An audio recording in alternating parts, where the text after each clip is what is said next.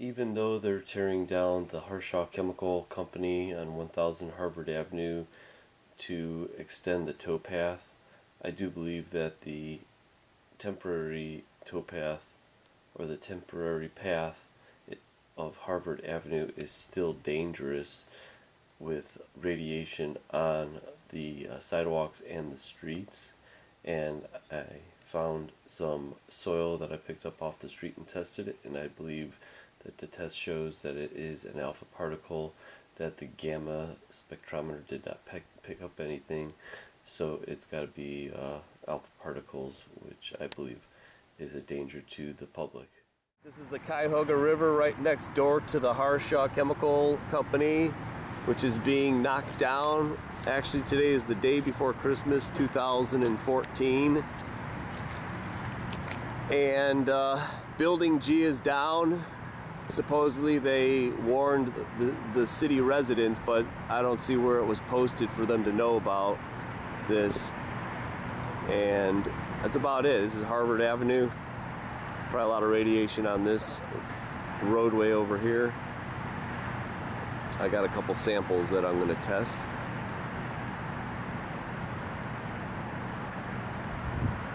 Here's the camera, keeping a watch on the ancient Manhattan Project relic that is being demolished for the towpath, Metro Park towpath. Actually, I'll do a little quick video here.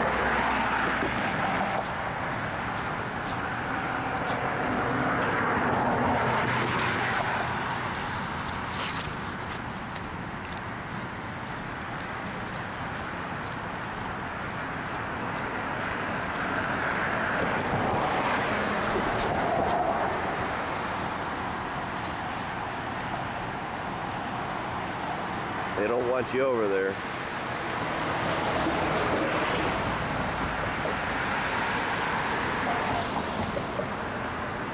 Now I think this place should actually become Cleveland's tourist attraction to give props to Cleveland and what it contributed to win the war with the atom bomb.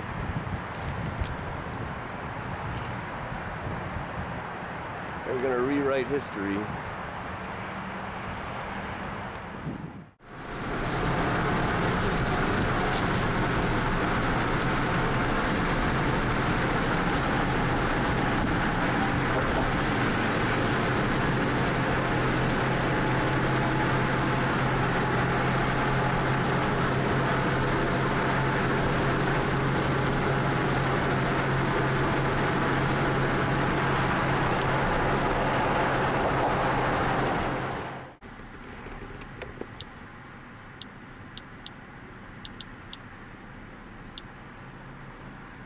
That's Building G right there.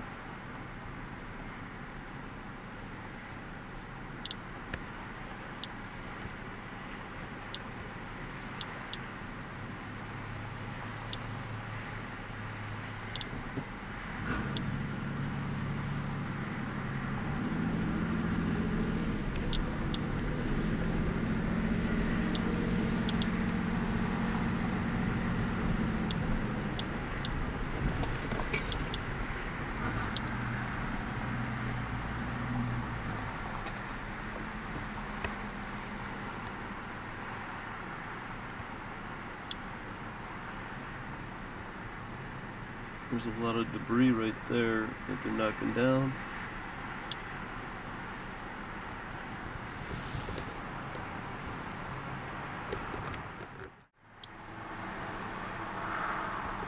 Looks like there's some tarps over there.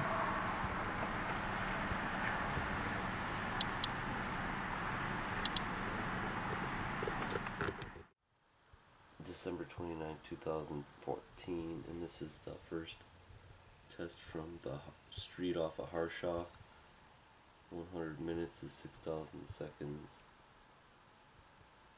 3,848 counts. 5 max data point. Average data point is 0.64. Which means there's definitely some radioactivity in there.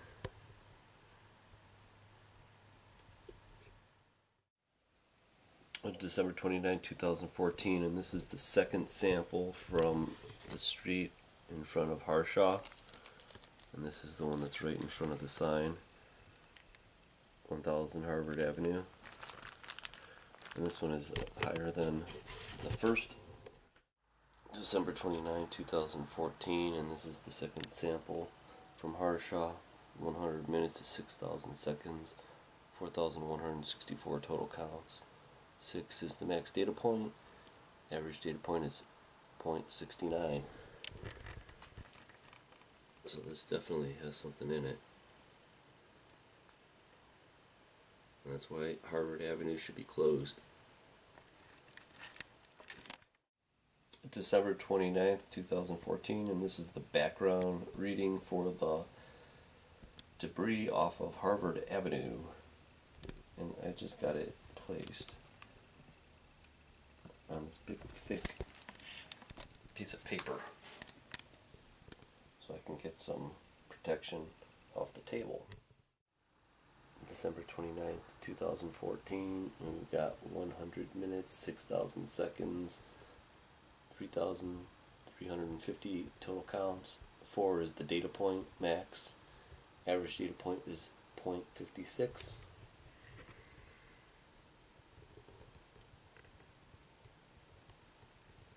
This is the first sample. The second sample is a lot higher because it was out of the edge of the street that had the drain tile, which was the lowest end of Harvard Avenue. Now these are the spectrums of with the lead shield. The shadow is the left lead shield. Here is the sample without the lead shielding. There's a couple bumps on there. And the next one is the background without anything, just the paper. One thing for certain is it is radioactive. Gamma spectrums, we get that little bump at 800 on both samples and also when we do the lead. So I don't know what that means, if that is actually picking something up in that range or what.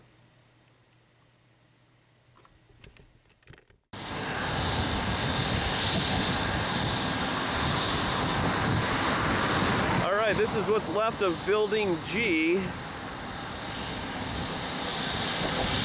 Ain't much of it, but all it took is about 4 days to take it all down, which is this whole pile here.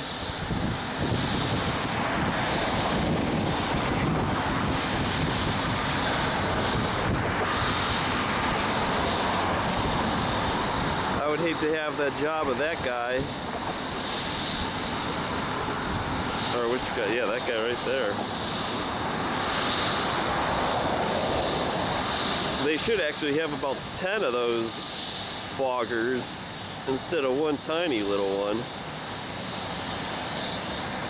That guy seems to be protected on the ground with a little white suit. But the guy up on the crane, I don't know if I'd want to have his job.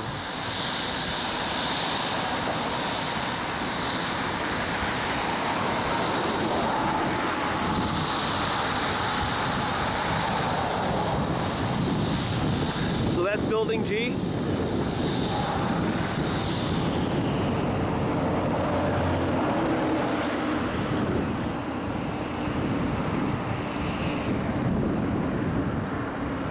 What a nightmare.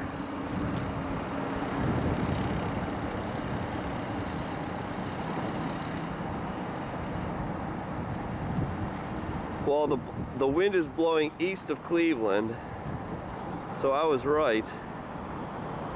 Stuff is going to be blowing east. Not much, but I wouldn't want any of this in my mouth.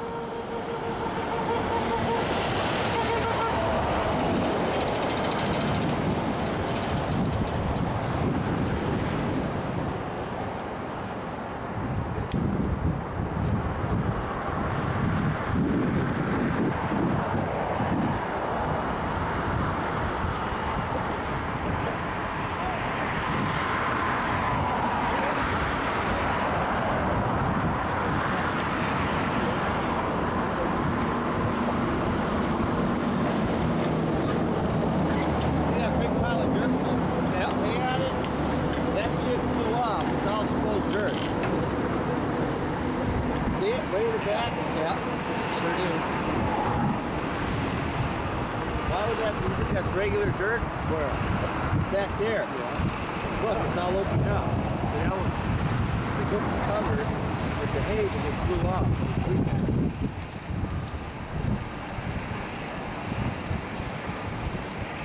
I wonder what these little containers are for. Nothing new with this here. They're there for show because they're obviously not taking out, filling those things up. They're too small. What's that Hertz truck doing? He must That's the water tank. That's the water tank. So what he's doing here with that hose, now he's just washing any radioactive contamination down to the ground. You know, that's how you wash, you take care of it in the surface. Really? Just wash off the hose. And then what happens once in the ground? And then it'll migrate to the river. What distance do you think that is? Do you have a Distance what? from this bridge to that building? I can find out. I know if you go down a river, there's rubble piled up from all the buildings that they may have knocked down. There's like 10 things that took out 500 feet. Okay. About 600 feet, right? Yeah. I'd say about 2,000. 2,000 feet? Yeah. From here to there? Yeah. Out to that river.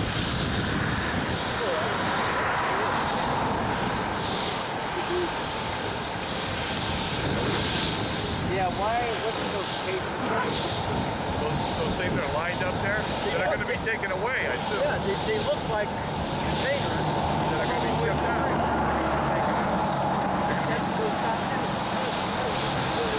We're going to take that steel, try to take it to the steel factory. We'll never know about it. And then they'll send that shit to China. They'll send it to Canada.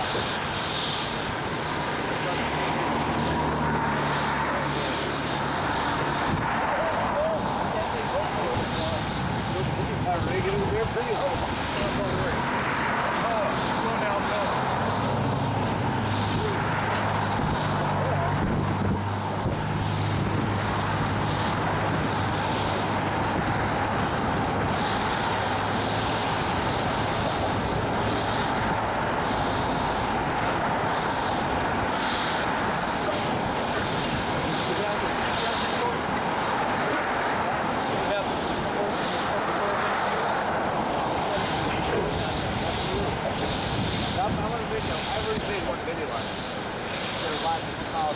Remediation.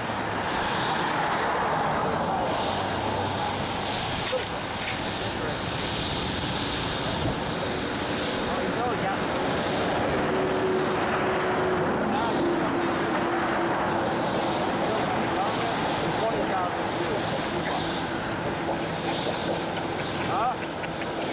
I know. Right? I call them belly brains.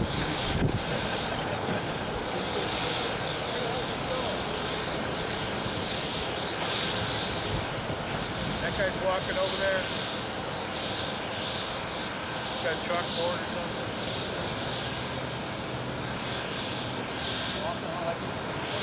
Oh, that's that truck. That's the truck. Now we can go down to the chemical plant and cut through those bushes and get right up to there if you want. Or cut through the railroad track. Huh? I don't think it's Yeah. This is a hot bird's eye view.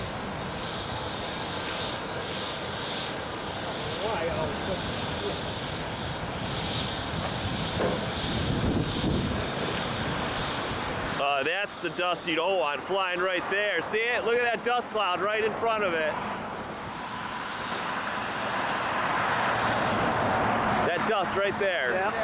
That's it right there that you don't want. That's supposed to be hosed down right there. Corbin, look at it. Blowing on east of Cleveland. Huh?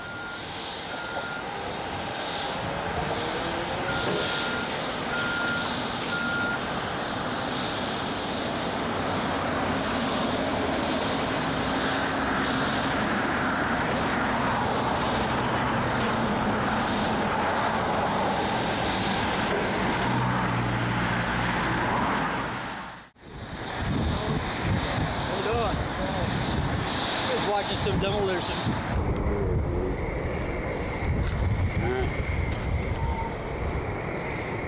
did actually have about 10 of those floggers instead of one tiny little one. That guy seems to be protected on the ground with a little white suit.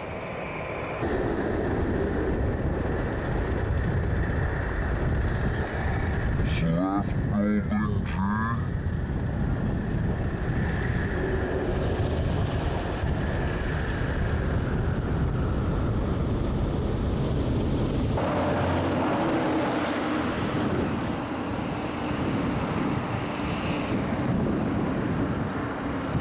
What a nightmare.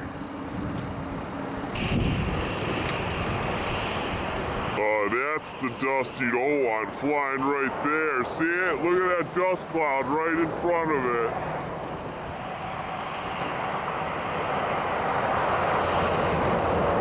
That dust right there. Yeah. That's it right there that you don't want. That's supposed to be hosed down right there. Look at it.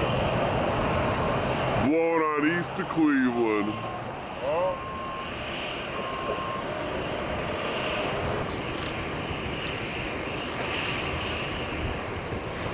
That guy's walking over there.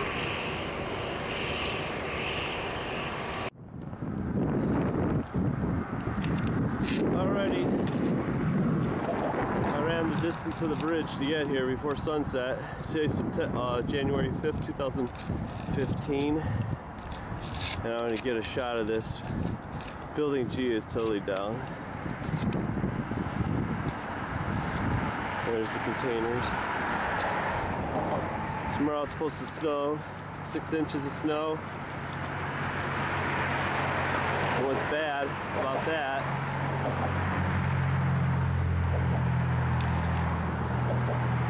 is that it's going to melt. And all this contamination right over there, there should be a tarp over that or something.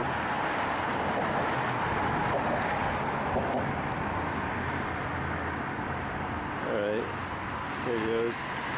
One last aerial.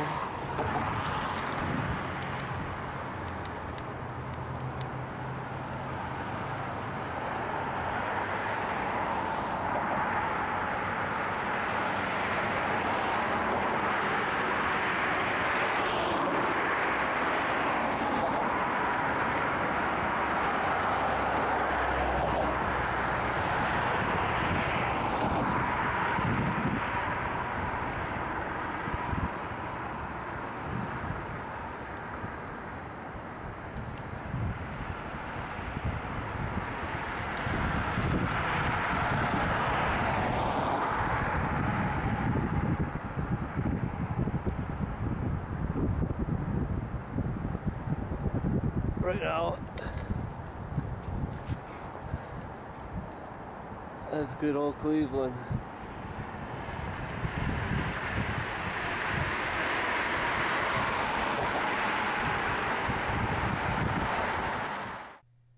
The Harshaw Chemical Company employed thousands of employees. I just wonder how many of them developed cancer and disease from working at the place. In 1948, Bernard Wolfe came to Harshaw to assure the workers at the chemical factory that the uranium they secretly processed for the government's nuclear weapons program posed no threat to their health.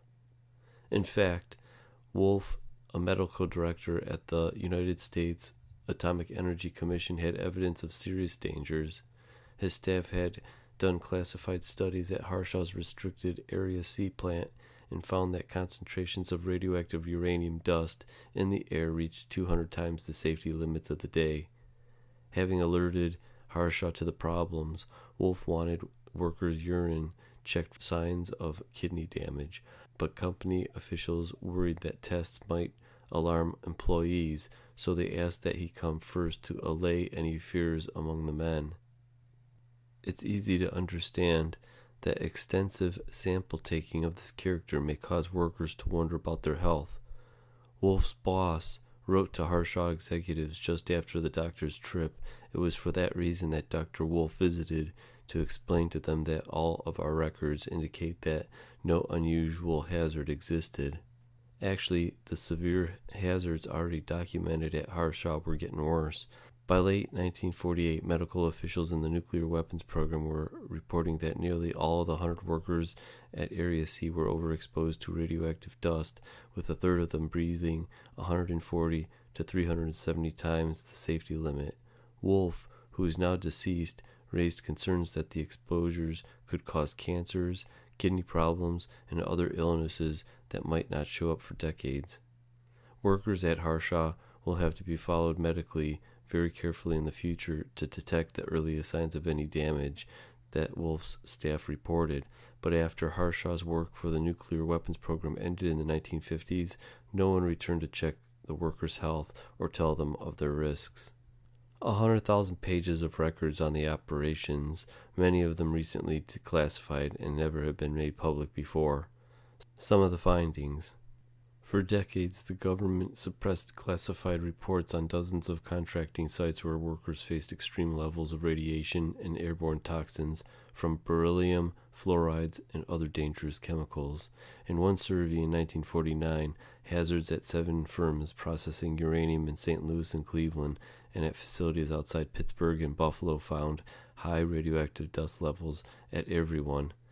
Of the 648 workers at those sites, the partially declassified survey noted that 40% of the average exposures at least 5 times the safety limit, 10% were at least 125 times the limit.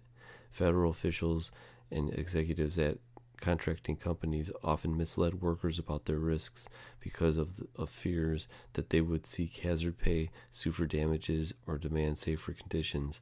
The weapons program reportedly killed plans to give workers details on their radiation exposures. Recommendations for reducing workplace dangers often were shelved because the government thought they might interfere with production and the contractors didn't want to spend the money. The lack of medical follow-up on people who did nuclear weapons at work in private facilities makes it impossible to say how many of the 10,000 or so people those facilities employed over the years may have gotten sick. The frontline workers at Harshaw were practically the only ones involved in the weapons operation there who didn't know about the risks they faced. In 1948, the plant was one of the weapon program's 2 biggest producers of uranium compounds. As radiation levels at Harshaw soared, commission officials repeatedly warned the company, but their recommendations for corrective action were ignored. As radiation levels at Harshaw soared, commission officials repeatedly warned the company, but their recommendations for corrective action were ignored.